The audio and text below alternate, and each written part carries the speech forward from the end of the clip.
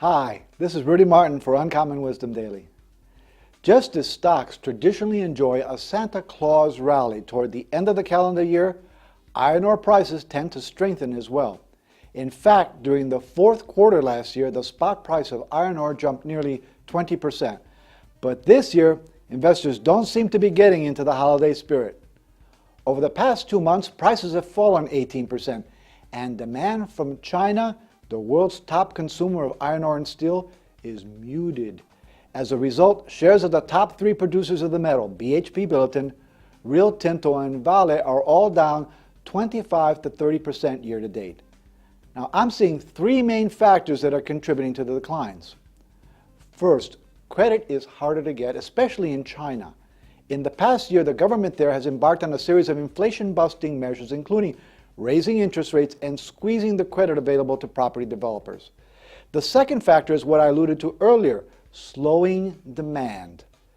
China's activity in the manufacturing sector actually contracted in November for the first time since March of 2009.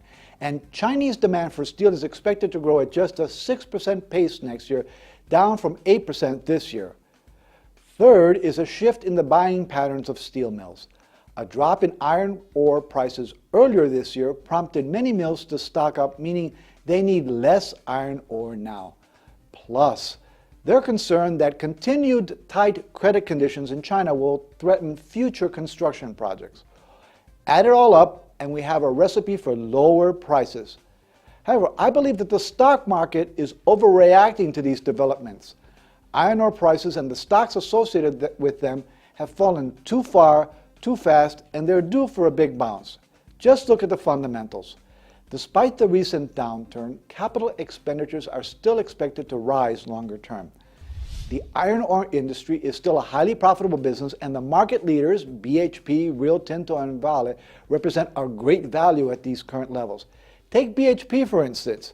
It delivered a record $21.7 billion profit in the last fiscal year, and it spent that money wisely, buying back $10 billion of its own stock rather than chasing after questionable acquisitions.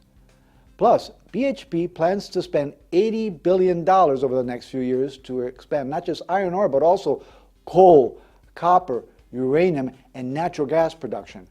Meanwhile, Rio Tinto recently announced that its own capital expenditures for the full fiscal year will be around $12 billion. But I think the most attractive of the 3 companies is Vale. It has a $19 billion capex plan for next year, and it's building a huge fleet of iron ore carriers to transport the metal to China and other major consumers.